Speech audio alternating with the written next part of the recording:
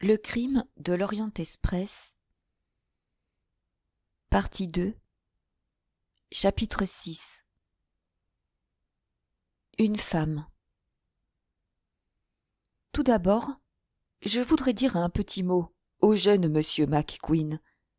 Il peut nous fournir quelques renseignements précieux. Certainement, dit monsieur Bouc. Il se tourna vers le chef de train. Priez monsieur McQueen de venir. Le conducteur reparut à ce moment avec un paquet de passeports et de billets de chemin de fer.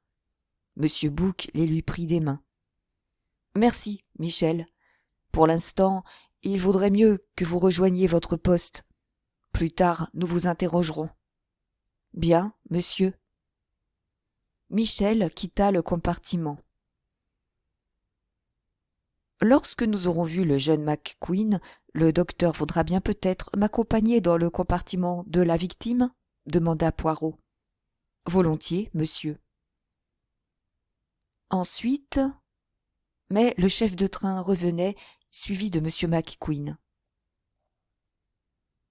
Monsieur Bouc se leva. Nous sommes entassés ici, constata-t-il. Prenez ma place, monsieur McQueen. Monsieur Poirot restera assis devant vous. Il se tourna vers le chef de train. Faites évacuer le wagon-restaurant, ordonna-t-il, et qu'on le mette à la disposition de monsieur Poirot. Vous y serez mieux, mon cher ami, pour conduire votre enquête. Oui, ce serait préférable, en effet. McQueen demeurait debout et regardait l'une après l'autre les personnes présentes, incapable de saisir ces rapides paroles débitées en français. « Qu'est-ce qu'il y a ?» demanda-t-il en un français laborieux. « Pourquoi ?» D'un geste énergique, Poirot lui fit signe de s'asseoir devant lui, dans un coin du compartiment. « Pourquoi ?» répéta McQueen. Puis il continua dans sa propre langue. « Que se passe-t-il dans le train ? Est-il arrivé quelque chose ?»« Parfaitement, » répondit Poirot. « Il s'est passé quelque chose. Préparez-vous à recevoir un choc. Votre patron, Monsieur Ratchett, est mort. » La bouche de McQueen s'arrondit pour émettre un sifflement. Sauf la flamme légère qui passa dans son regard, il ne trahit aucun signe d'émotion ou de chagrin. « Ils l'ont tout de même eu, cette fois, » dit-il. « Qu'entendez-vous par là, monsieur McQueen ?» McQueen hésita un instant. « Selon vous, monsieur Ratchett aurait été assassiné ?» demanda Poirot. « Et il n'a pas été assassiné ?» reprit McQueen, qui parut éprouver une violente surprise. « Ma foi, je croyais qu'il avait été assassiné. Voulez-vous dire qu'il est mort naturellement pendant son sommeil ?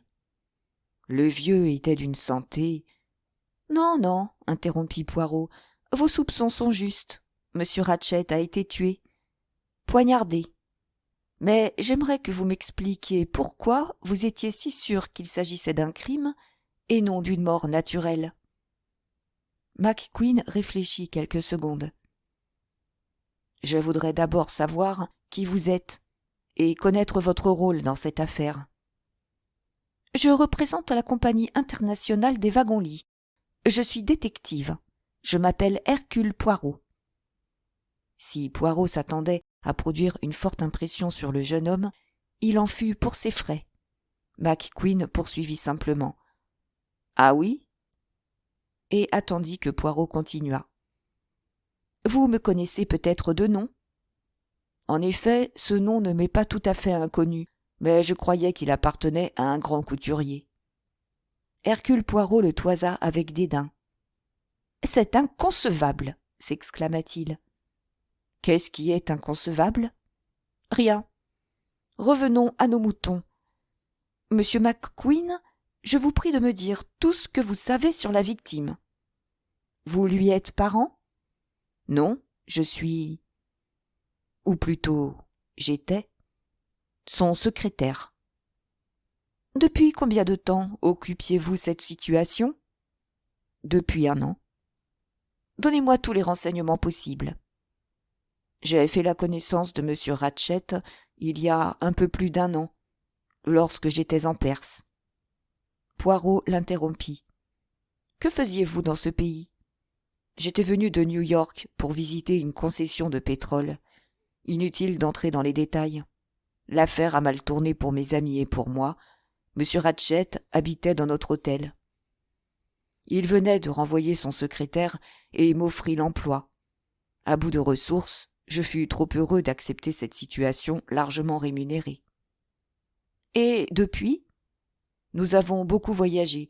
M. Ratchett désirait voir le monde, mais il était handicapé par son ignorance des langues étrangères. Ce genre d'existence ne me déplaisait pas. Donnez-moi aussi tous les renseignements possibles sur le compte de votre patron. Le jeune homme haussa les épaules d'un air perplexe. Vous m'imposez là une tâche difficile. Quel est son nom exact?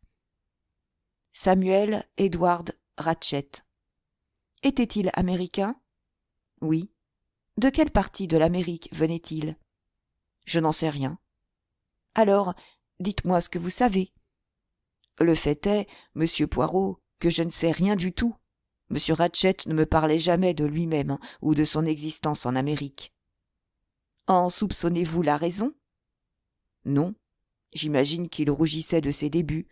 Bien des hommes éprouvent cette espèce de honte. A-t-il de la famille? Il n'y a jamais fait allusion. Voyons, monsieur McQueen, vous vous êtes certainement fait une opinion personnelle sur cet homme. Naturellement. Tout d'abord, je ne crois pas que Ratchett soit son véritable nom, et je soupçonne qu'il a quitté l'Amérique pour échapper à quelqu'un. Il semble y avoir réussi. Jusqu'à ces 2 dernières semaines. Qu'arriva-t-il, alors? Il reçut des lettres de menaces. Les avez-vous vues? Certes. Dépouiller la correspondance entrait dans mes attributions. La première lettre arriva il y a une 15aine de jours. Ces lettres ont-elles été détruites? Non, pas toutes. J'en conserve encore 2 dans mon classeur. Voulez-vous que j'aille les prendre? Je vous en prie. McQueen sortit du compartiment. Il revint quelques minutes plus tard et posa devant Poirot 2 feuilles de papier ordinaire, fort maculées. La première lettre, sans signature, était rédigée en ces termes. Vous pensiez nous glisser entre les mains et en êtes quitte à bon compte, mais détrompez-vous, nous avons juré de vous avoir et nous vous aurons. Sans autre commentaire qu'un froncement de sourcils, Poirot lut la seconde lettre. Nous allons vous emmener en promenade, Ratchett, et bientôt nous aurons le dernier mot. Le style est un peu monotone, observa Poirot en posant la lettre. L'écriture l'est certes moins. McQueen le regarda fixement. Vous ne l'avez certainement pas remarqué, monsieur McQueen, dit Poirot d'un ton cordial. Il faut un œil exercé pour s'en apercevoir, mais cette lettre a été composée par 2 personnes, ou peut-être davantage. Chacune d'elles a tracé une lettre ou un mot à la fois. En outre, on a écrit en caractères typographiques, ce qui rend plus difficile l'identification de l'écriture. Poirot fit une pause, puis ajouta. Savez-vous que M. Ratchett m'a demandé de le protéger? Vous? L'étonnement de McQueen indiquait nettement qu'il n'avait pas été mis au courant de cette demande. Oui, moi, affirma Poirot. Il paraissait fort inquiet. Quelle fut son attitude à la réception de la première lettre? Il se contenta de rire sans se départir de son calme extérieur. Cependant, je sentis qu'il s'efforçait de dissimuler son trouble. Poirot posa ensuite à McQueen une question tout à fait inattendue. « Monsieur McQueen, voulez-vous me dire franchement votre opinion sur votre patron? Vous plaisait-il » Hector McQueen ne répondit qu'au bout d'un moment. « Non, il ne me plaisait pas. » « Pourquoi » Je ne pourrais en expliquer exactement la raison. Il se montrait toujours aimable. Le jeune homme s'arrêta avant de poursuivre. En toute sincérité, monsieur Poirot, cet homme ne m'inspirait aucune confiance. Il me produisait l'effet d'un être cruel et dangereux. J'avoue, toutefois, n'avoir aucun motif personnel de le juger ainsi. Je vous remercie, monsieur McQueen. Ah, encore une question. Quand avez-vous vu monsieur Ratchett vivant pour la dernière fois? Hier au soir, vers 10 heures. Je me rendis à son compartiment pour prendre quelques notes. Sur quel sujet? Il s'agissait de poteries antiques achetées en Perse. La livraison ne répondait pas du tout à la commande. Il s'ensuivit une longue et fastidieuse correspondance. C'est bien la dernière fois que vous avez vu monsieur Ratchett en vie? Oui. Savez-vous quand monsieur Ratchett reçut la dernière lettre de menace? Le matin du jour où il quitta Constantinople. Je voudrais encore vous demander si vous étiez en bons termes avec votre patron. Les yeux du jeune homme clignotèrent. Voici le moment tragique où je devrais avoir la chair de poule. Mais non, Ratchett et moi, nous n'avions jamais eu une querelle. Monsieur McQueen, voulez-vous me décliner vos noms et prénoms et m'indiquer votre domicile en Amérique? Hector Willard McQueen donna son adresse permanente à New York. Poirot s'appuya en arrière sur les coussins. Cela suffit pour le moment, monsieur McQueen. Je vous serai très obligé de garder pour vous la nouvelle de la mort de monsieur Ratchett. Son domestique, Masterman, l'apprendra vite. Peut-être est-il déjà au courant. En ce cas, tâchez de lui faire tenir sa langue. Ce ne sera pas difficile. En vrai anglais, il garde ce qu'il sait pour lui-même. Il professe une piètre opinion au sujet des Américains et n'en a aucune en ce qui concerne les gens d'autres nationalités. Merci, monsieur McQueen. L'Américain s'en alla. Eh bien, fit monsieur Bouc, vous ajoutez foi aux déclarations de ce jeune homme? Il me paraît honnête et franc. Il n'a pas prétendu éprouver de l'affection envers son patron, comme il l'eût fait s'il avait eu quelque faute à se reprocher. Monsieur Ratchett ne lui a pas révélé qu'il avait, sans succès, essayé d'utiliser mes services. Je ne crois pas qu'il faille voir là une circonstance suspecte.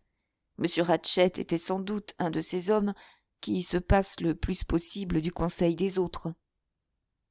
Voilà donc une personne que vous déclarez innocente, observa M. Bouc en riant. Poirot lui adressa un regard de reproche. Moi, je soupçonne tout le monde jusqu'à la dernière minute. Toutefois, j'admets que je ne vois nullement le discret et pondéré McQueen perdant la tête et lardant son patron d'une douzaine de coups de poignard. Cela ne correspond pas du tout à son caractère. Non, dit M. Bouc, l'air pensif. Cette férocité semble presque l'œuvre d'un dément et suggérerait plutôt la haine passionnée d'un latin. À moins que, selon l'opinion de notre ami le chef de train, le crime n'ait été commis par une femme. Chapitre 7. Le cadavre. Suivi du docteur Constantine, Poirot passa dans la voiture voisine et se rendit au compartiment occupé par la victime. Le conducteur leur ouvrit la porte avec son passe-partout. Les deux hommes entrèrent et Poirot demanda « A-t-on dérangé quelque chose ici ?»« Rien n'a été touché. J'ai même évité de retourner le corps en procédant à mon examen. » Poirot, satisfait, regarda autour de lui. Ce qui le frappa tout d'abord, ce fut le froid intense qui pénétrait par la portière dont la glace était encore ouverte. « Brrr !» fit Poirot. L'autre sourit. « J'ai préféré ne pas la fermer, » dit-il. Poirot examina la fenêtre. « Vous avez raison, docteur. Personne n'est sorti par ici, comme voudrait le faire supposer la vitre ouverte. La neige a déjoué les plans de l'assassin. Prenant une petite boîte dans sa poche, il souffla un peu de poudre sur le bord de la fenêtre. Pas d'empreintes. Cela démontre qu'on les a essuyées.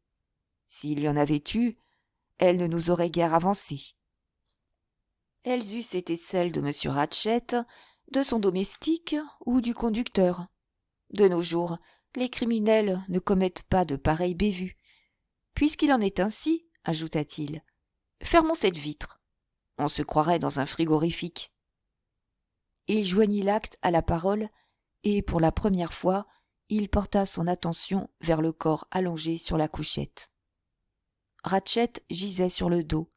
Sa de pyjama, souillée de taches rouges, avait été déboutonnée et écartée.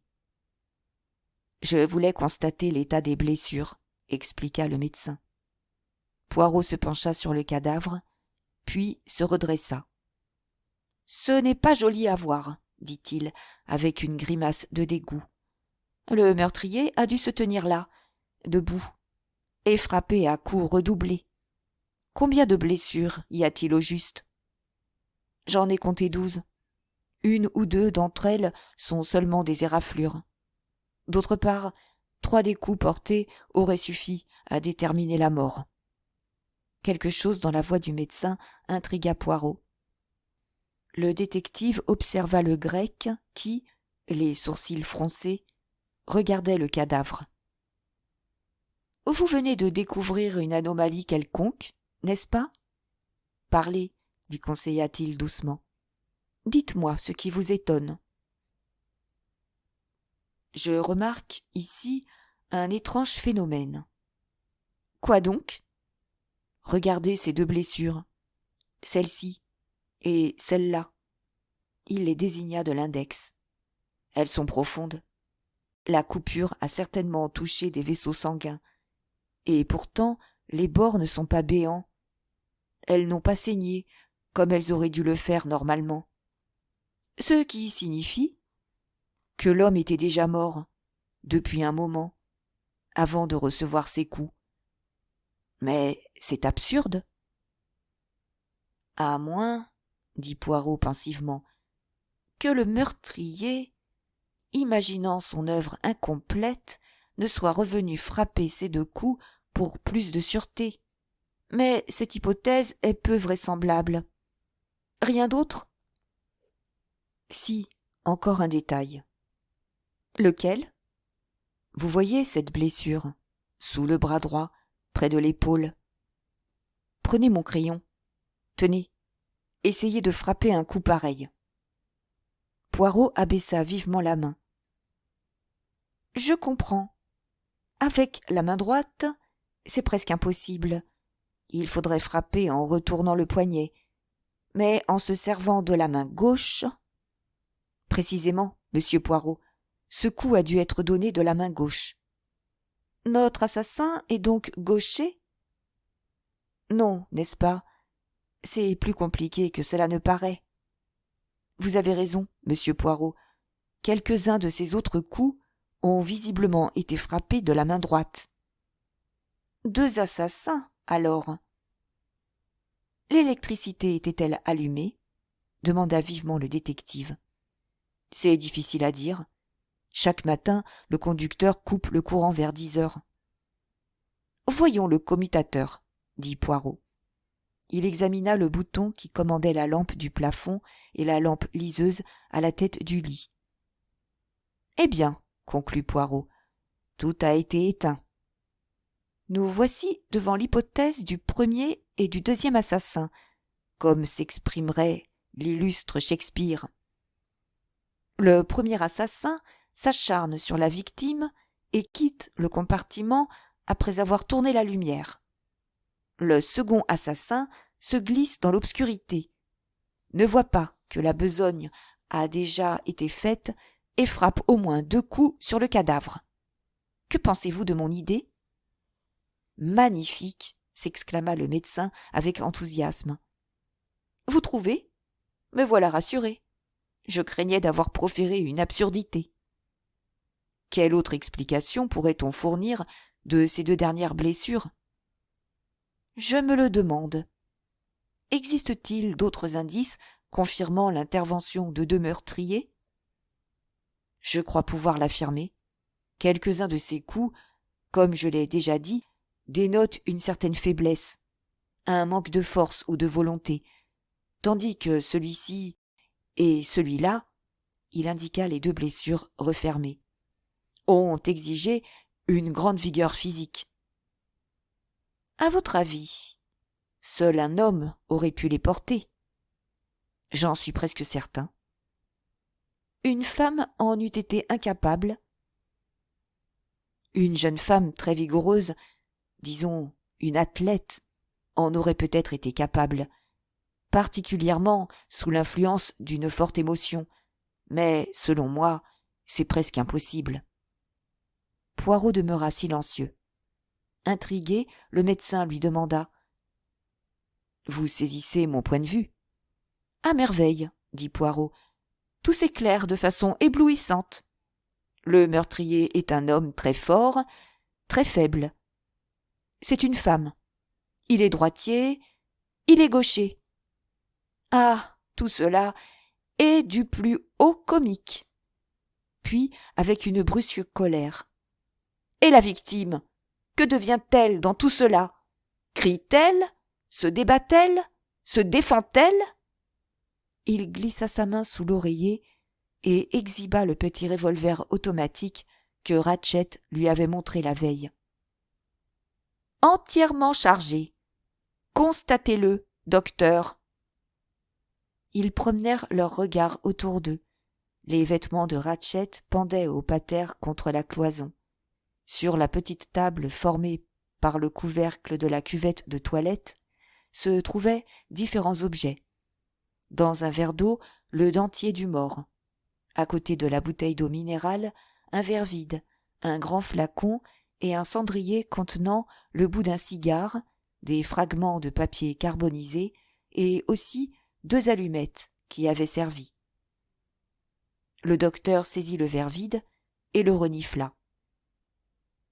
« Voici qui nous explique l'inertie de la victime. »« On l'a endormie ?»« Oui. » Poirot ramassa les 2 bouts d'allumettes et les examina de très près. « Avez-vous découvert un indice quelconque ?» lui demanda le petit médecin.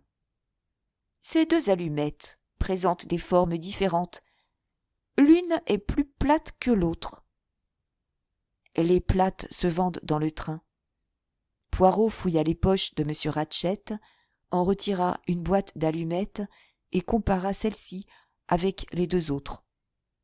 « L'allumette ronde a été enflammée par M. Ratchett. Voyons s'il possède aussi des plates. » Une nouvelle recherche demeura vaine. Les yeux de Poirot, vifs et perçants comme ceux d'un oiseau, scrutaient les coins et recoins du compartiment.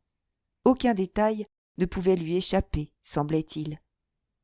Poussant une légère exclamation, il se baissa et ramassa un objet sur le tapis. Un petit carré de batiste portant, au coin, l'initiale H, brodée. « C'est un mouchoir de femme, » dit le docteur. Le chef de train ne se trompait pas, il y a une femme là-dessous. Par une coïncidence providentielle, elle laisse son mouchoir derrière elle, expliqua Poirot, tout comme dans les romans et les films policiers. Et pour nous faciliter encore la tâche, ce mouchoir est marqué d'une initiale. Quelle utile indication, n'est-ce pas? Le ton de Poirot étonna le médecin. Sans lui donner le temps de poser une question, Poirot se baissa de nouveau vers le sol. Cette fois, il ramassa un cure-pipe. « Cet objet appartient peut-être à M. Ratchett, » suggéra le médecin. « Je n'ai pas trouvé de pipe dans ses poches, ni tabac, ni blague à tabac. » « En ce cas, ce serait encore une pièce à conviction ? » ?»« Certainement. Et elle nous arrive fort à point. Cette fois, il s'agit d'un accessoire de fumeur. Ne nous plaignons pas, en l'occurrence, de manquer de fil conducteur. Ils abondent, au contraire. À propos, où est l'arme du crime ? Je n'en ai vu aucune trace. L'assassin a dû l'emporter avec lui. Pour quelle raison ? Ah. Le médecin explorait délicatement les poches du pyjama de la victime. Tiens, je n'avais pas remarqué ceci. De la pochette de la veste, il retira une montre en or. Le boîtier était tout bossué et les aiguilles marquaient 1h15. Voyez, nous avons l'heure du crime. Mes calculs tombent juste. L'assassinat a eu lieu entre minuit et 2h du matin, et j'avais même ajouté vers 1h. Encore qu'il soit difficile d'être précis en cette matière. Eh bien, en voilà la confirmation. Le crime a été commis à 1h15. Possible, très possible. Le médecin leva sur Poirot un regard interrogateur. Excusez-moi, monsieur Poirot, mais je ne vous comprends pas du tout. Je ne me comprends pas davantage moi-même, et je ne comprends rien à l'affaire. Voilà ce qui me concerne. Poussant un soupir, il se pencha au-dessus de la petite table et examina les débris de papier carbonisé. « Ce qu'il me faudrait pour l'instant, dit-il, c'est un carton à chapeau d'un ancien modèle. » Le docteur Constantine ne sut que penser de cette remarque inattendue. Poirot ne lui accorda pas le temps de l'interroger. Ouvrant la porte du couloir, il appela le conducteur. L'homme accourut. « Combien de femmes voyagent dans ce wagon ?» Le conducteur compta sur ses doigts. 1, 2, 3, 6, monsieur. La vieille dame américaine, la suédoise, la jeune anglaise, la comtesse Andrény et madame la princesse Dragomirov avec sa femme de chambre. Poirot réfléchit un instant. Toutes ces personnes possèdent des cartons à chapeau, n'est-ce pas? Oui, monsieur. Bon. Veuillez m'apporter ici celui de la suédoise et celui de la femme de chambre. Ces deux femmes sont nos seuls espoirs. Dites-leur qu'il s'agit de la douane. Ou donnez-leur tout autre prétexte qui vous passera par la tête. Tout ira bien, monsieur. Pour l'instant, ni l'une ni l'autre de ces dames ne sont dans leur compartiment. Alors, faites vite. Le conducteur s'éloigna rapidement et revint avec les 2 cartons à chapeau. Poirot ouvrit celui de la femme de chambre et le repoussa. Puis il s'empara de l'autre et ne put réprimer une exclamation de joie. Enlevant les chapeaux avec précaution, il découvrit des petits rouleaux de fine toile métallique. « Ah, voici ce qu'il nous faut. Il y a une quinzaine d'années, tous les cartons à chapeau étaient fabriqués de la sorte. On fixait les chapeaux avec de longues épingles qui s'accrochaient dans ce réseau de métal. » Tout en parlant, Poirot retira 2 de ces dispositifs. Puis il remit les chapeaux en place et pria le conducteur de reporter les cartons où il les avait pris. La porte refermée, Poirot se retourna vers le médecin. « Vous saisissez, mon cher docteur ? Je ne suis pas de ceux qui se reposent entièrement sur la procédure des experts. Dans une affaire, j'étudie le côté psychologique, de préférence aux empreintes digitales ou à la cendre de cigarette. Mais, dans le cas présent, j'accepterais volontiers l'aide d'un homme de science. Les indices foisonnent dans ce compartiment, mais comment savoir s'ils ne sont point simulés? Là, je ne vous suis plus, monsieur. Eh bien, voici un exemple. Nous mettons la main sur un mouchoir de femme. Est-ce bien une femme qui l'a perdu? Si le criminel est un homme, il a pu se tenir ce raisonnement. Pour faire croire qu'une femme a tué, je larderai ma victime de coups de couteau, dont quelques-uns faibles et inoffensifs, et j'abandonnerai ce mouchoir là où on ne pourra manquer de le trouver. Première supposition. En voici une autre. Une femme a-t-elle commis ce crime et laissé tomber un cure-pipe pour donner le change? Ou devons-nous conclure que 2 individus, un homme et une femme, ont agi chacun de leur côté et commis tous 2 l'imprudence d'oublier un objet capable de les identifier? Cette coïncidence me paraît invraisemblable. Quel rôle joue ici le carton à chapeau? Ah, nous y voilà.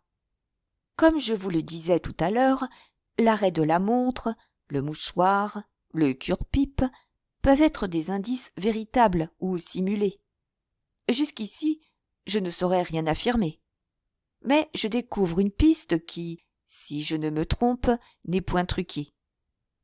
Je veux parler de cette allumette plate. Je crois qu'on s'en est servi pour brûler un papier compromettant. Peut-être une lettre dont les termes révéleraient l'identité du coupable. Je vais m'efforcer de tirer cela au clair. Il quitta le compartiment et reparut quelques instants après, portant un petit réchaud à alcool et un fer à friser. « Je m'en sers pour mes moustaches », expliqua-t-il. Le médecin, intéressé, vit le détective aplatir les 2 morceaux de toile métallique, glisser le bout de papier carbonisé sur l'un d'eux et appliquer l'autre morceau par-dessus. Il maintint ensuite le tout dans cette position à l'aide de sa pince et le plaça au-dessus du réchaud allumé.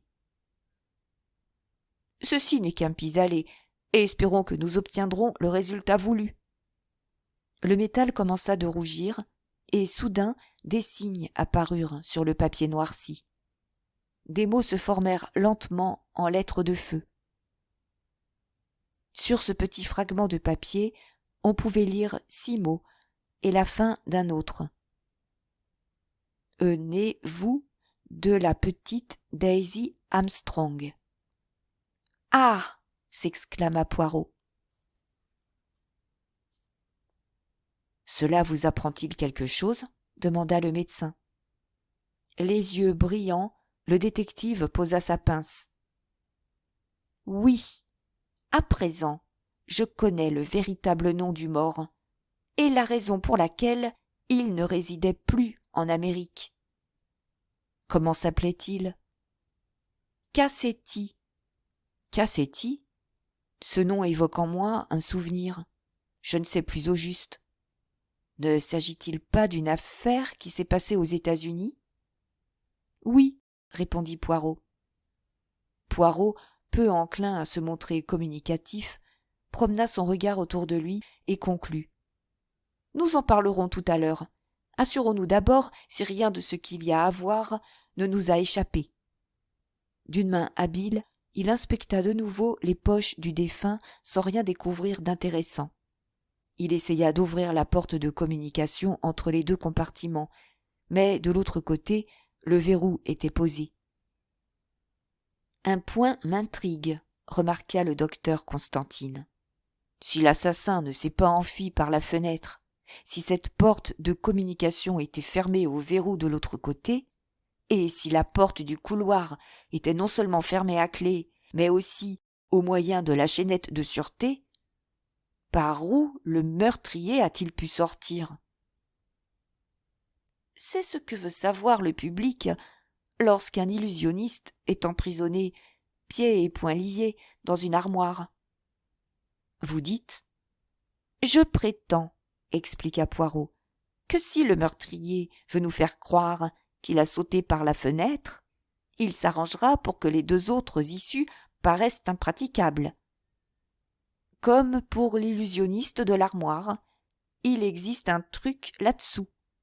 À nous de le démasquer. » Il poussa le verrou de la porte de communication et expliqua ce geste. « C'est pour le cas où l'excellente Mrs. Hubbard s'aviserait de recueillir des détails inédits sur le crime pour les transmettre à sa fille. » Il jeta un dernier coup d'œil dans le compartiment. « Il ne nous reste plus rien à faire ici, » dit-il. « Allons rejoindre Monsieur Bouc. » Chapitre 8. L'enlèvement de la petite Armstrong. Monsieur Bouc achevait son omelette. J'ai jugé plus pratique de faire servir immédiatement le déjeuner dans le wagon-restaurant. Une fois les tables débarrassées, Monsieur Poirot pourra procéder à l'interrogatoire des voyageurs. En attendant, j'ai commandé qu'on nous apporte notre repas ici. « Excellente idée !» s'exclama Poirot. Aucun des 3 hommes n'avait grand faim, et le repas fut vite expédié. Mais ce fut seulement au moment du café que M. Bouc fit allusion au sujet qui les préoccupait. « Eh bien ?» demanda-t-il. « Eh bien, j'ai découvert l'identité de la victime, et je sais pour quelle raison cet homme a dû quitter l'Amérique. » « Qui est-ce » ? « Avez-vous entendu parler du bébé Armstrong ?» « C'est cet individu qui a tué la petite Daisy Armstrong. Cassetti. » Je me souviens à présent de ce drame horrible, bien que les détails m'échappent. Le colonel Armstrong était un Anglais, décoré de la croix de Victoria. Il était américain par sa mère, la fille de Vanderhalt, un millionnaire de Wall Street. Il épousa la fille de Linda Arden, la plus célèbre tragédienne américaine de l'époque, et tous deux se fixèrent en Amérique. De leur union naquit une petite fille qu'ils idolâtraient. À l'âge de 3 ans, cet enfant fut enlevé par des bandits qui offrirent de la rendre contre une somme fabuleuse. Je ne m'étendrai pas sur les détails de l'affaire. Sachez seulement qu'après un versement de $200 000, on découvrit le cadavre de l'enfant. La mort remontait à 15 jours au moins. L'indignation publique fut à son comble, mais le pire devait se produire. Mrs. Armstrong attendait un second bébé. Bouleversée par ces événements, elle mit au monde un enfant mort-né et elle-même succomba. Fou de douleur, son mari se tua d'un coup de revolver. Mon Dieu, quelle lamentable tragédie! Je m'en souviens à présent, dit M. Bouc. Mais n'a-t-on pas eu une autre mort à déplorer?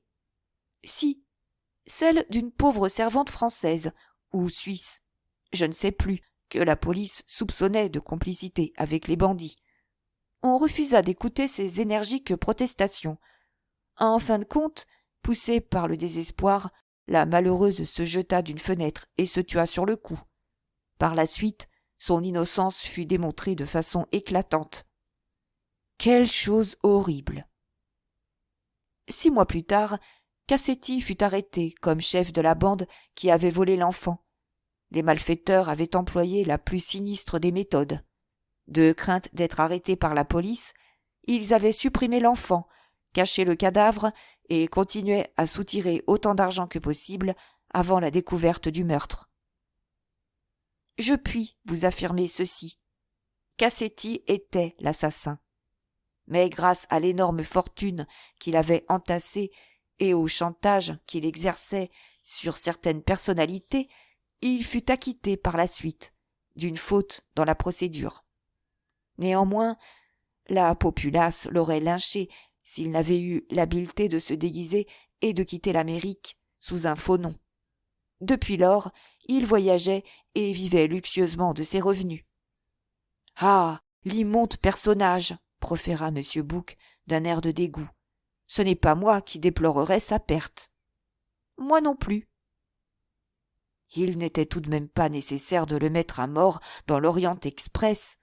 L'exécuteur aurait pu choisir un autre endroit. Poirot esquissa un sourire en soupçonnant M. Bouc de partialité en l'occurrence. Il reste maintenant à savoir si le meurtre a été perpétré par une bande rivale que Cassetti aurait trahi dans le passé ou s'il s'agit d'un acte de vengeance personnelle. Poirot répéta à M. Bouc les mots découverts par lui sur le fragment de papier carbonisé. « Si mes présomptions sont justes, cette lettre a été brûlée par le meurtrier. Pourquoi ? Parce qu'elle contenait ce nom, Armstrong, qui donnait la clé du mystère. Y a-t-il d'autres membres de la famille Armstrong encore vivants ?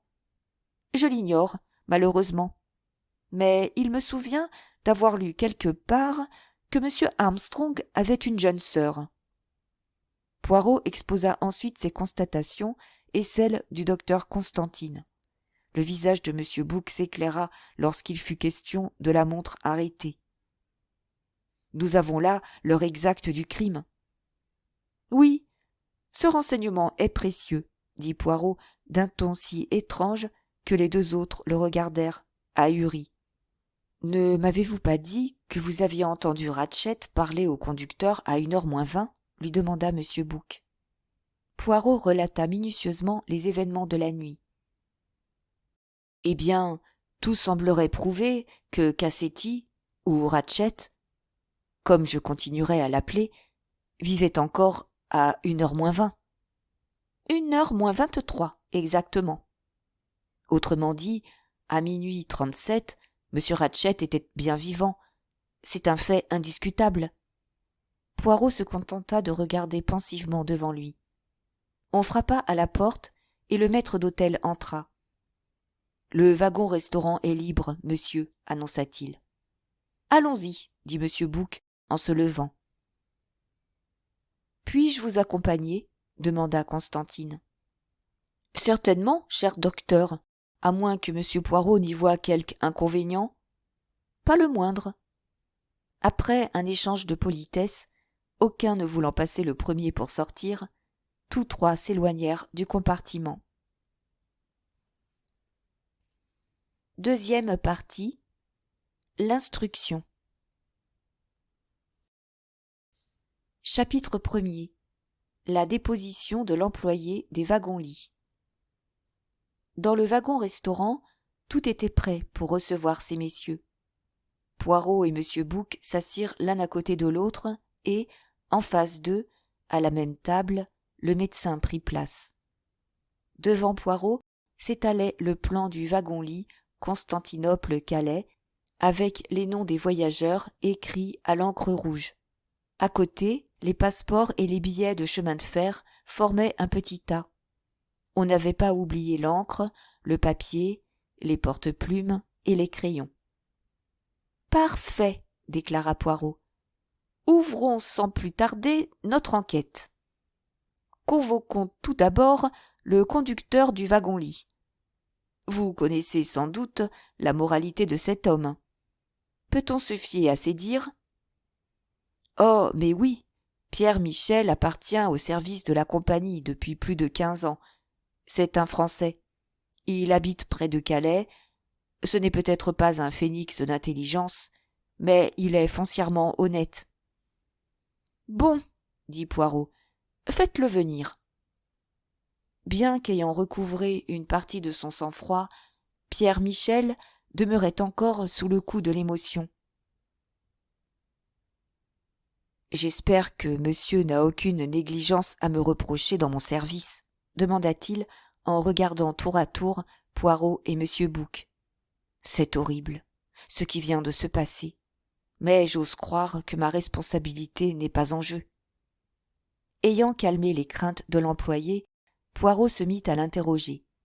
Il lui demanda d'abord son nom, son adresse, depuis combien de temps il travaillait à la compagnie et depuis quand il faisait le trajet Constantinople-Calais. Poirot connaissait déjà tous ces détails, mais cet interrogatoire de pure forme permit au conducteur de se mettre à l'aise. Arrivons maintenant aux événements de cette nuit. À quelle heure M. Ratchett s'est-il couché ?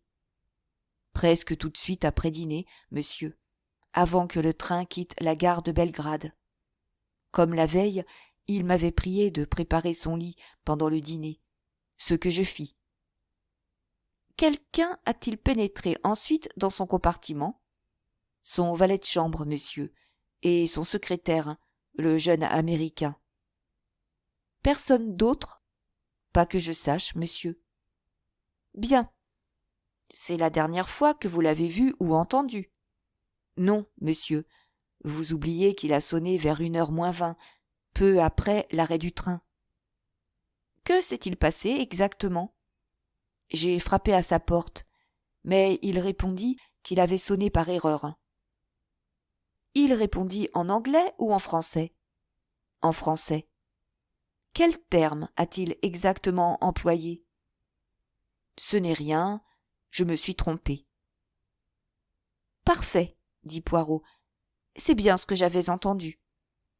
Après cela, vous êtes parti ? Oui, monsieur. Êtes-vous retourné vous asseoir sur votre siège ? Non, monsieur. J'ai d'abord répondu à un autre voyageur qui venait de sonner. Bien, Michel. Je vais maintenant vous poser une question importante. Où étiez-vous à 1h15 ? Moi, monsieur, j'étais à ma place au fond du couloir. Vous l'affirmez ? Mais oui. À moins. À moins ? Ah, en effet, je suis allé dans l'autre wagon, celui d'Athènes, voir Vivet, mon collègue. Nous avons parlé de la neige. Ce devait être peu après 1h. Je ne saurais préciser. Et quand êtes-vous revenu ? On m'a sonné, monsieur. Je crois vous l'avoir déjà dit. C'était la dame américaine. Elle avait sonné plusieurs fois. Oui, je me rappelle. Et après ? Après, monsieur, j'ai répondu à votre coup de sonnette et vous ai apporté une bouteille d'eau minérale. Puis, environ une demi-heure après, j'ai fait le lit dans le compartiment du jeune Américain, le secrétaire de M. Ratchett. M. McQueen se trouvait-il seul dans son compartiment quand vous y êtes entré pour préparer le lit ? Le colonel anglais du numéro 15 était assis avec lui. Ils parlaient ensemble. Que fit le colonel en quittant M. McQueen ? Il retourna dans son propre compartiment. Le numéro 15. C'est tout près de votre siège, n'est-ce pas ? Oui, monsieur, c'est le second compartiment à partir de cette extrémité du couloir. Son lit était-il déjà préparé ? Oui, monsieur, je l'avais fait pendant le dîner. À quelle heure cela se passait-il ? Je ne puis préciser, mais certainement pas plus tard que 2h. Et ensuite ? Je demeurai assis dans mon coin jusqu'au matin. Vous n'êtes pas retourné dans le wagon d'Athènes ? Non, monsieur. Vous avez peut-être dormi. Je ne crois pas, monsieur. L'immobilité du train m'a empêché de somnoler comme cela arrive souvent. N'avez-vous vu aucun voyageur aller et venir dans le couloir ? L'employé réfléchit un instant. Une des dames s'est rendue à la toilette, qui est à l'autre bout du couloir. Quelle dame ? Je ne puis le dire au juste, monsieur. C'était à l'extrémité opposée du couloir, et cette personne me tournait le dos. Elle portait une robe de chambre rouge avec des dragons. C'est exact. Et après ? Rien d'autre ne se produisit, monsieur, jusqu'au matin. Vous en êtes sûr ? Ah, pardon. Vous-même, monsieur, avez ouvert votre porte et regardé au dehors l'espace d'une seconde. Bien, mon ami. Je me demandais si vous vous souveniez de ce menu détail. À propos, j'ai été réveillée par ce qui m'a semblé la chute de quelque objet lourd contre ma porte. Pourriez-vous me dire d'où provenait ce bruit ? L'homme le regarda fixement. Il n'y avait rien, monsieur. Absolument rien. En ce cas, j'ai dû être le jouet d'un cauchemar, conclut Poirot négligemment. À moins, observa M. Bouc, que ce bruit ne se soit produit dans le compartiment voisin du vôtre. Poirot ne releva point cette suggestion. Peut-être préférait-il s'en abstenir devant le conducteur du wagon-lit. Passons à un autre sujet. Supposons qu'un assassin soit monté dans le train. Aurait-il pu s'échapper une fois le crime commis ? Pierre Michel répondit d'un signe de tête négatif. A-t-il pu se cacher quelque part ? Renoncez à cette idée, mon cher ami, lui dit M. Bouc. On a fouillé partout. De plus, ajouta l'employé, nul ne peut entrer dans le wagon-lit ou en sortir sans que je le voie. Quelle était la dernière gare ?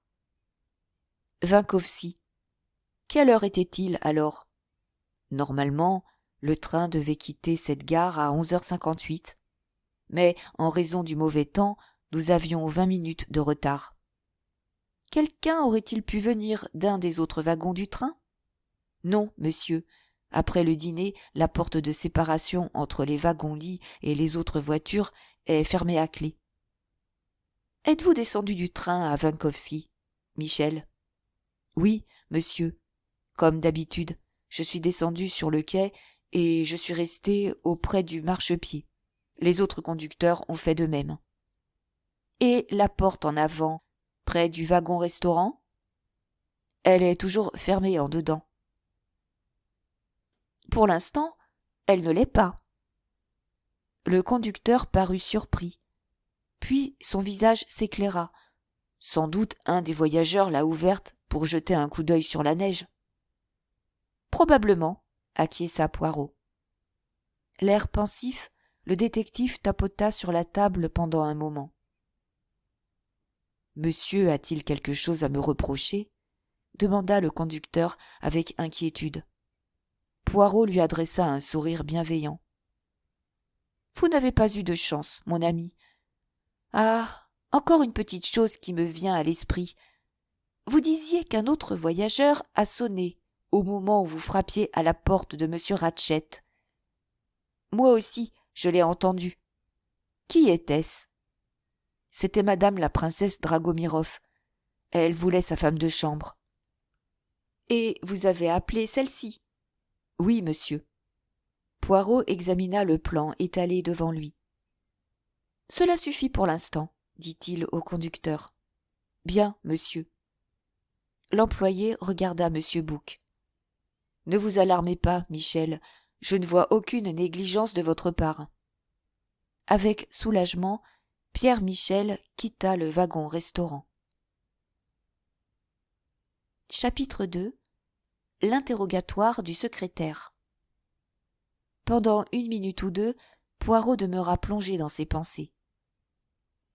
Il serait bon, dit-il enfin, que nous revoyions M. McQueen. Eh bien, comment va l'enquête? Demanda celui-ci. Pas trop mal. Depuis notre dernière entrevue, j'ai appris l'identité de M. Ratchett. Hector McQueen se pencha en avant. Ah? Ratchett, comme vous le soupçonniez, était un faux nom. Ratchett, alias Cassetti, le fameux voleur d'enfants, inculpé dans le rapt et l'assassinat de la petite Daisy Armstrong. Le visage de McQueen exprima le plus profond étonnement. « Le bandit !» s'exclama-t-il. « Vous ne vous en doutiez pas, monsieur McQueen ?»« Non, monsieur. Si je l'avais su, je me serais coupé la main droite plutôt que de travailler pour cet individu. » Vous semblez très impressionné par cette révélation. J'ai mes raisons. Mon père, en sa qualité de procureur, était chargé de l'affaire. J'eus souvent l'occasion de voir Mrs. Armstrong, une femme si jolie et si douce. Sa douleur faisait peine à voir. Ah, si jamais un homme méritait d'être tué, c'est bien Ratchett. Cassetti. Cet être ne méritait pas de vivre. Vous l'auriez vous-même supprimé sans remords? Ma foi, oui. Il s'interrompit et se mit à rougir. Il me semble que je m'accuse moi-même. Je serais plus tenté de vous soupçonner si la mort de votre patron vous affligeait de façon excessive. Je serais incapable d'en éprouver du regret. Puis il ajouta, « Si je ne suis pas trop indiscret, pourriez-vous me dire comment vous avez découvert l'identité de Cassetti? » Par un fragment de lettre trouvé dans son compartiment. Cependant, je veux dire, le vieux était vraiment bien imprudent de laisser traîner ses secrets. Cela dépend du point de vue où l'on se place, répliqua Poirot. Déconcerté par cette observation, McQueen scruta Poirot du regard. Mon devoir, continua Poirot, m'oblige à m'assurer des faits et gestes des personnes présentes dans le train. Je vous prie donc de ne point vous formaliser. Bien. Allez-y et donnez-moi l'occasion de défendre mon innocence. Inutile que je vous demande le numéro de votre compartiment. Je le connais pour y avoir passé une nuit avec vous, dit Poirot en souriant. C'est le compartiment de seconde classe 6 et 7 que vous occupez seul à présent. En effet.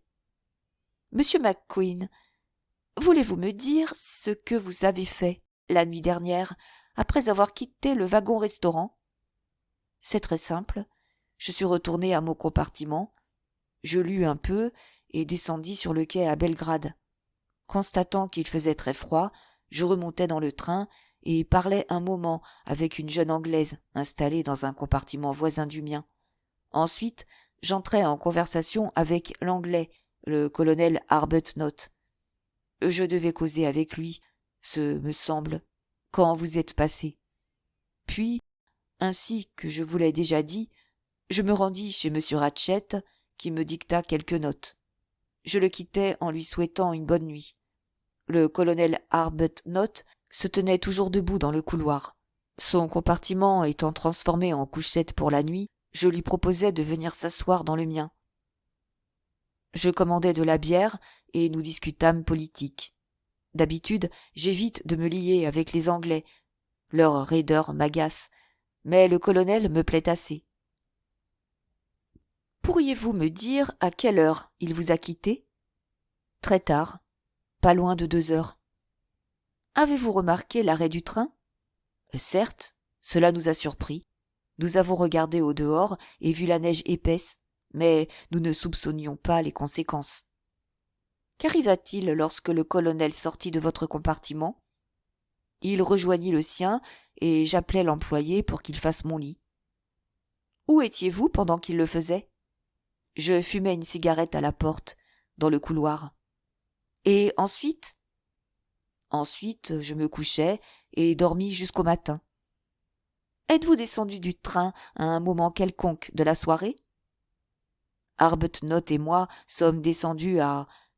Quel est le nom de cette gare? À Vinkovci, pour nous dégourdir les jambes. Mais il faisait un froid terrible et nous remontâmes presque aussitôt. Par quelle porte êtes-vous descendu sur le quai? Par la porte de plateforme, la plus proche de mon compartiment. Celle qui se trouve près du wagon-restaurant? Oui. Vous rappelez-vous si elle était fermée au loquet de sûreté? McQueen réfléchit avant de répondre. Oui, je m'en souviens, une sorte de levier de fer était rabattu. C'est cela que vous voulez dire? Oui. L'avez-vous refermée une fois de retour dans le train? Ma foi, non. Je suis monté le dernier et je n'ai aucune souvenance de l'avoir fait. Poirot ajouta. Pendant que vous et le colonel Arbuthnot causiez dans votre compartiment, la porte du couloir était-elle ouverte?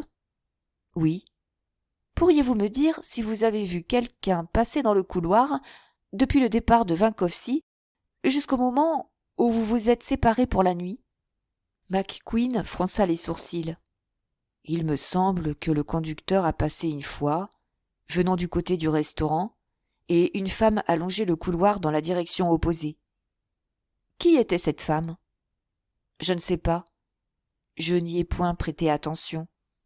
À ce moment, nous discutions assez sérieusement, et je n'ai vu qu'un éclair de soie rouge filer devant la porte. Elle allait sans doute au lavabo? Je le suppose. Vous l'avez vue revenir? Ma foi, elle a dû passer, mais je ne l'ai pas remarqué. Encore une petite question. Fumez-vous la pipe, monsieur McQueen? Non, monsieur, pas la pipe. Poirot fit une pause. C'est tout, pour l'instant. Je voudrais maintenant voir le valet de chambre de monsieur Ratchett. À propos, est-ce que d'ordinaire vous voyagez tous les deux en wagon-lit de seconde classe? Lui, oui, mais d'habitude, je prenais un wagon-lit de première. Si possible, communiquant avec celui de monsieur Ratchett. Il mettait la plus grosse partie de ses bagages dans mon compartiment et pouvait y venir quand il lui plaisait de m'avoir sous la main. Cette fois-ci, tous les compartiments de première étaient déjà retenus, sauf le sien. Je comprends. Merci, monsieur McQueen. Chapitre 3. L'interrogatoire du valet de chambre. À l'Américain succéda l'Anglais au visage inexpressif que Poirot avait remarqué la veille. Il restait debout. Le détective lui fit signe de s'asseoir. « Vous êtes, me dit-on, le valet de chambre de monsieur Ratchett? »« Oui, monsieur. »« Comment vous appelez-vous ?»« Edward Henry Masterman. »« Votre âge ?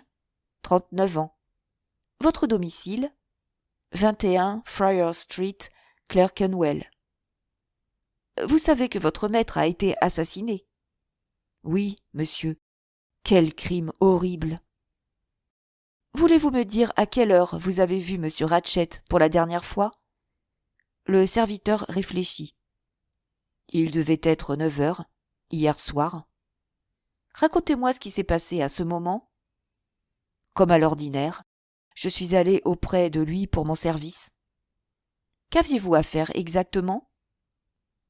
Plier ou accrocher ses vêtements, mettre son dentier dans l'eau, voir s'il ne lui manquait rien pour la nuit. N'avez-vous rien remarqué d'anormal dans ses manières? Je crois, monsieur, qu'il était tourmenté. Tourmenté? À quel sujet? À propos d'une lettre qu'il venait de lire. Il me demanda si je l'avais moi-même déposée dans son compartiment. Je lui répondis négativement, mais il ne fit que pester et critiquer tout ce que je faisais. Agissait-il ainsi d'ordinaire? Oh non, monsieur, il se mettait rarement en colère. Il fallait qu'il eût un motif sérieux pour se montrer aussi irritable.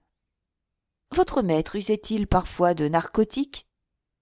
Le docteur Constantine se pencha légèrement en avant. En voyage, toujours, monsieur. Il ne pouvait dormir autrement. Savez-vous quel médicament il avait coutume de prendre? Je ne pourrais le dire, monsieur. Sur l'étiquette de la bouteille, il y avait écrit tout simplement « narcotique à prendre le soir en se couchant ». En a-t-il absorbé hier soir? Oui, monsieur, j'en ai versé dans un verre que j'ai posé sur la table de toilette. Il ne l'a pas bu devant vous? Non, monsieur. Que se passa-t-il ensuite? J'ai demandé si monsieur ne désirait plus rien et à quelle heure il fallait appeler monsieur le lendemain matin. Il m'a répondu de ne point le déranger avant qu'il sonne. Était-ce dans ses habitudes? Oui, monsieur. Le matin, en général, il sonnait et me faisait appeler par le contrôleur lorsqu'il s'apprêtait à se lever. Se levait-il tôt ou tard? Selon son humeur. Il se levait pour le petit déjeuner ou attendait l'heure du lunch. Vous n'avez pas été surpris de voir la matinée s'écouler sans que votre maître vous eût demandé? Non, monsieur. Monsieur Ratchett avait-il des ennemis? Oui, répondit l'homme d'un ton calme. Comment le savez-vous? Je l'ai entendu parler de certaines lettres avec monsieur McQueen. Aimiez-vous votre maître, monsieur Masterman? Le visage du serviteur devint plus impénétrable que jamais. Votre question m'embarrasse, monsieur. Monsieur Ratchett était un maître très généreux. Mais vous n'éprouviez pour lui aucune affection. J'avoue, monsieur, que je ne nourris guère de sympathie envers les Américains. Avez-vous été en Amérique? Non, monsieur. Vous souvenez-vous d'avoir lu dans les journaux le vol du bébé Armstrong? Une légère rougeur colora les joues de Masterman. Certainement, monsieur. Il s'agissait d'une petite fille enlevée par des bandits, n'est-ce pas? Saviez-vous que votre maître, monsieur Ratchett, était le chef de ces bandits? Non, monsieur. Est-ce possible? Je ne puis le croire. Pour la première fois, la voix du serviteur trahissait une certaine émotion. C'est cependant la vérité. Voulez-vous me dire maintenant ce que vous avez fait hier soir après avoir quitté le compartiment de votre maître? Une simple formalité. J'ai prévenu M. McQueen que mon maître le demandait, puis je me suis rendu à mon propre compartiment pour lire. Quel est votre compartiment? Le dernier de seconde classe, à côté du wagon-restaurant. Poirot consulta son plan. Quelle couchette avez-vous? Celle du bas, monsieur. Le numéro 4? Oui, monsieur. Y a-t-il quelqu'un avec vous dans le compartiment? Oui, monsieur, un grand Italien. Parle-t-il anglais? Un anglais plutôt bizarre, répondit Masterman d'un ton légèrement méprisant.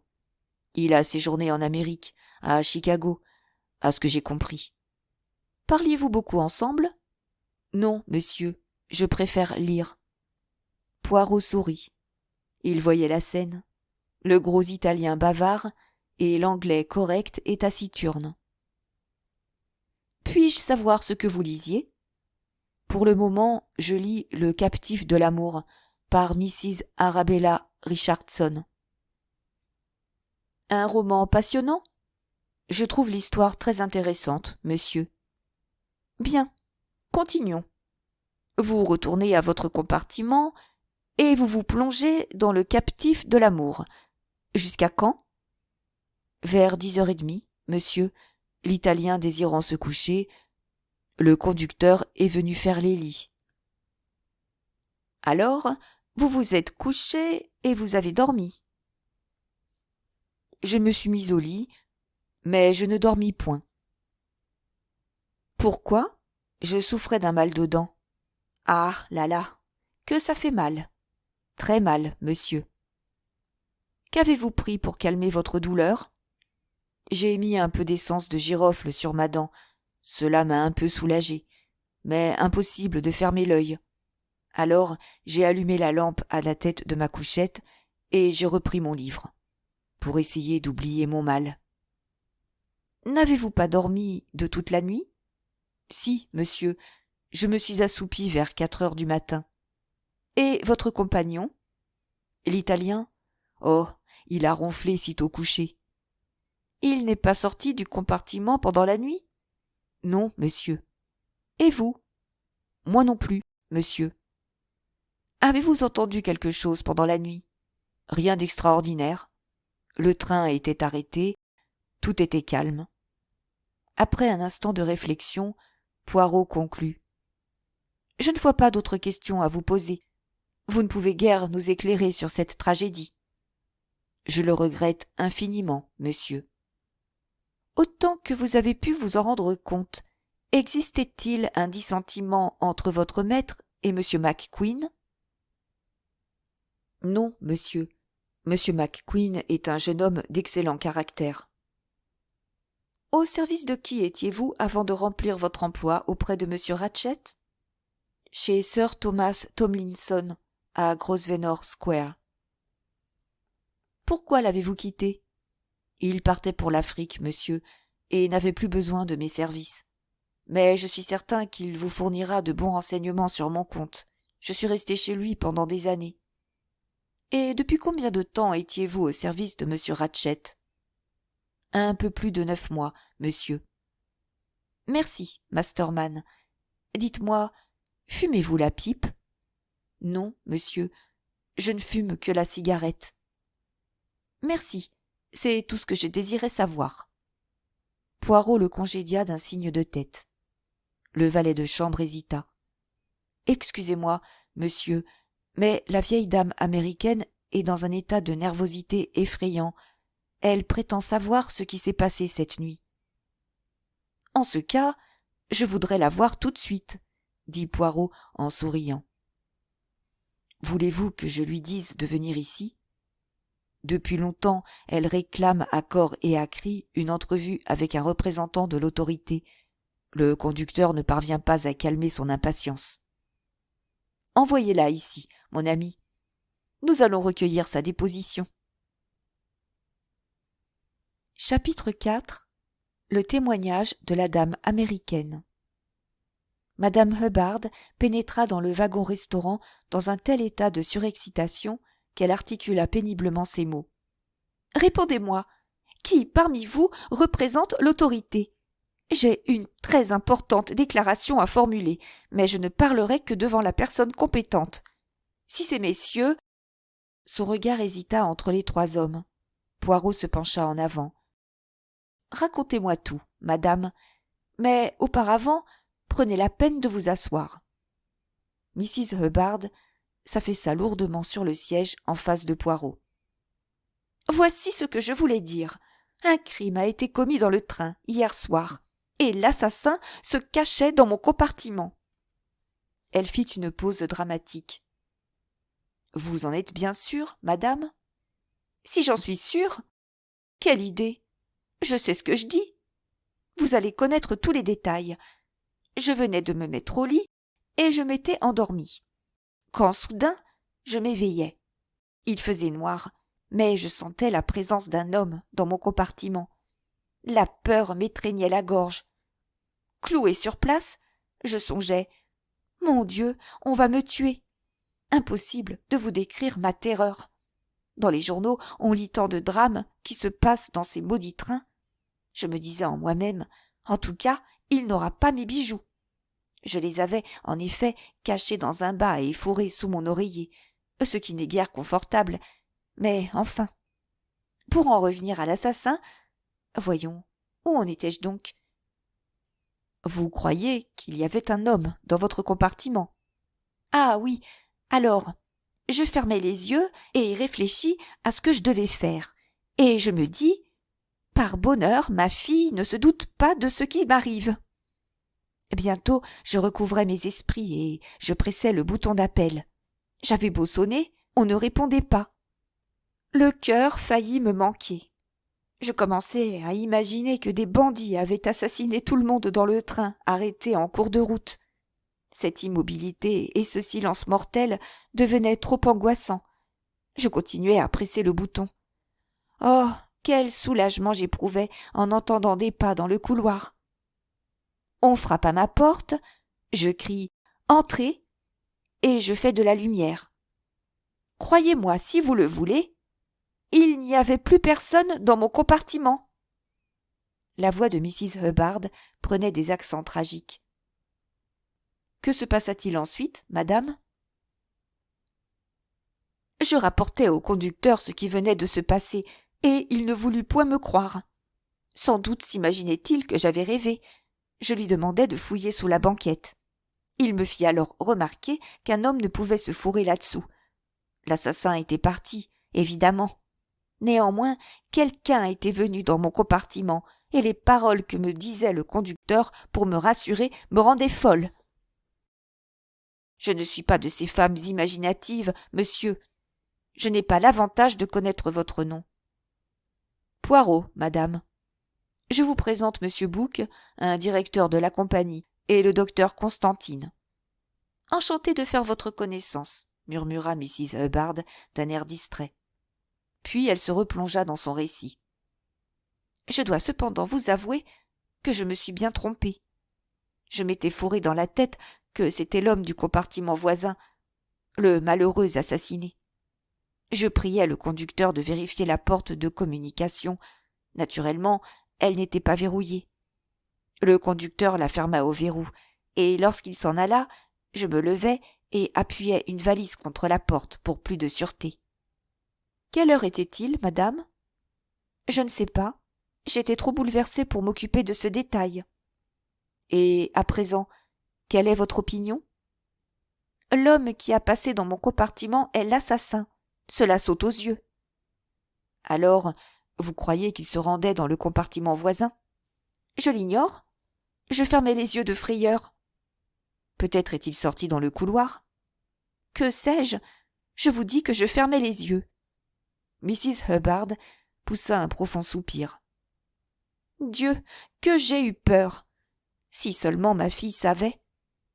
Ne pensez-vous pas, madame, que ce bruit entendu par vous venait de l'autre côté de la cloison, du compartiment où le meurtre a été commis?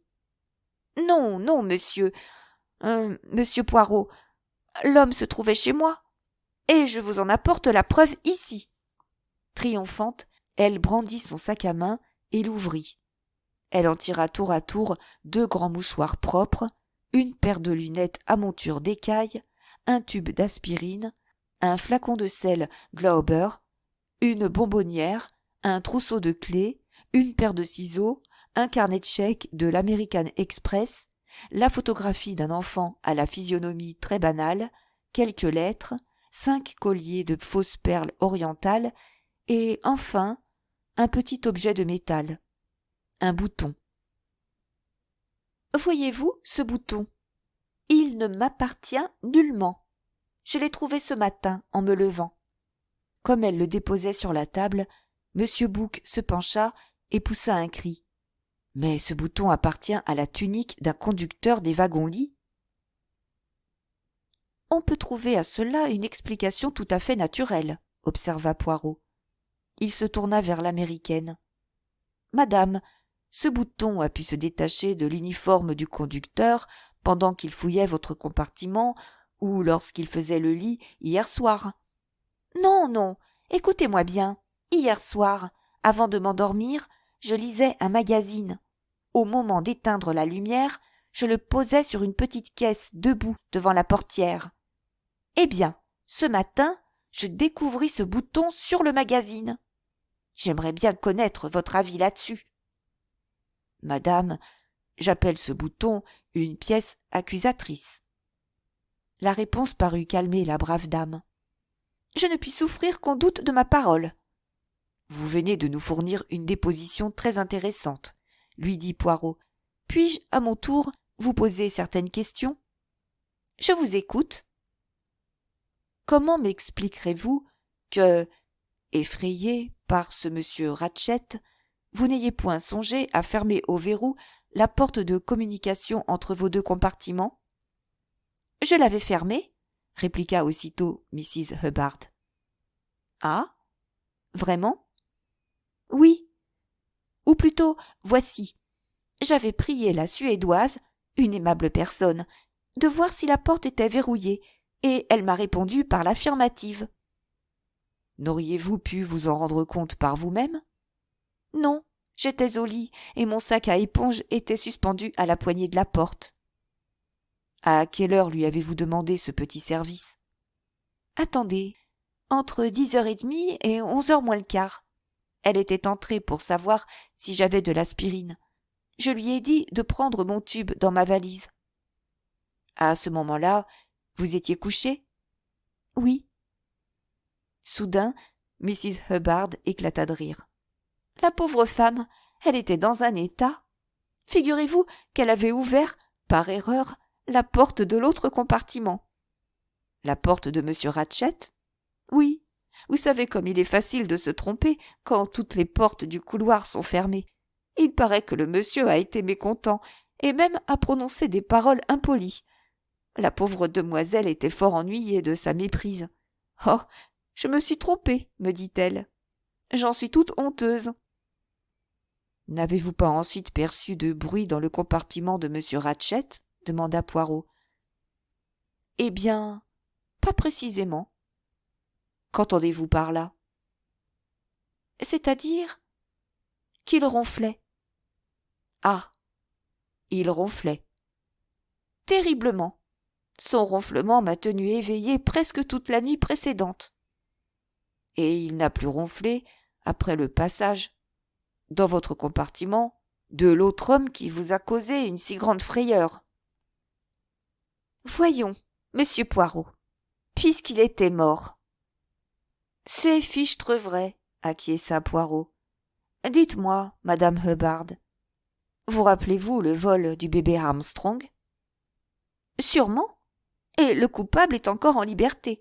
Ah, celui-là, si jamais je le tenais. Eh bien, madame, il est mort. La nuit dernière. Comment? Est-ce possible? Dans son émotion, madame Hubbard se souleva à demi sur son siège. Parfaitement. Ratchett était le chef de bande. Qui l'aurait cru? Je vais tout de suite écrire cela à ma fille. Ne vous ai-je pas dit hier que j'avais peur de cet homme? Avais-je raison de m'en méfier, hein? Connaissez-vous la famille Armstrong, madame? Non, ces gens-là ne fréquentaient qu'un cercle restreint d'amis. Mais, au dire de tout le monde, Mrs. Armstrong était une charmante personne, adorée de son mari. Madame Hubbard, votre déposition possède à nos yeux une grande valeur. Ayez maintenant l'obligeance de nous donner vos noms et prénoms. Très volontiers. Caroline Martha Hubbard. Tenez, inscrivez ici votre adresse. Mrs. Hubbard se conforma au désir de Poirot sans cesser de parler. Je ne puis en croire mes oreilles. Cassetti, dans ce train. La mine de cet individu ne me disait rien qui vaille, n'est-ce pas, monsieur Poirot? En effet, madame. À propos, Avez-vous un peignoir rouge? Voilà une drôle de question. Ma foi, non. J'ai emporté 2 robes de chambre, une rose en flanelle très chaude, pour le bateau, et une autre en soie violette, un cadeau de ma fille. Mais pourquoi vous inquiétez-vous de la couleur de ma robe de chambre? Voici, madame, une personne portant un vêtement de soie rouge a pénétré, hier soir, dans votre compartiment ou dans celui de monsieur Ratchett. Ainsi que vous le disiez tout à l'heure, lorsque toutes les portes sont fermées, on commet facilement une erreur. Aucune robe de chambre rouge n'est entrée hier soir dans mon compartiment. En ce cas, c'était chez monsieur Ratchett. Mrs. Hubbard pinça les lèvres en une moue dédaigneuse. Poirot s'inclina vers elle. Vous avez entendu une voix de femme de l'autre côté de la cloison? Comment l'avez-vous deviné? Après tout, si vous tenez tant à le savoir, eh bien oui, je l'ai entendu. Pourtant, tout à l'heure, lorsque je vous ai interrogé à ce sujet, vous m'avez parlé seulement des ronflements de monsieur Ratchett. C'est la vérité. Monsieur Ratchett a ronflé une partie de la nuit. Mais une femme a parlé. À quelle heure? Je ne saurais le dire. À un certain moment, je me suis éveillée. Une femme bavardait à côté. Était-ce avant ou après la frayeur que vous a causée l'intrusion d'un individu dans votre compartiment? Je vous répondrai comme tout à l'heure. Comment cet homme aurait-il conversé avec une femme s'il était mort? Excusez-moi, vous devez me juger bien stupide, n'est-ce pas, madame? Je crois plutôt que vous embrouillez les faits à plaisir. Mais je n'en reviens pas de ce monstre de Cassetti. Que va dire ma fille? Poirot parvint adroitement à faire remettre par la bavarde, dans son sac à main, les objets qu'elle en avait retirés, puis il la reconduisit à la porte. Au dernier moment, il lui dit « Madame, vous avez laissé tomber votre mouchoir. » Mrs. Hubbard examina le chiffon de batiste qui lui tendait. « Il ne m'appartient pas, monsieur Poirot. Voici le mien. »« Pardon, je croyais. Comme il porte l'initiale H. » Curieuse coïncidence, en effet, mais les miens sont marqués CMH et me paraissent beaucoup plus pratiques que les colifichets coûteux achetés à Paris. À quoi sert un mouchoir pareil? Aucun des 3 hommes ne trouvant une réponse à cette question, Mrs. Hubbard sortit, l'air triomphant.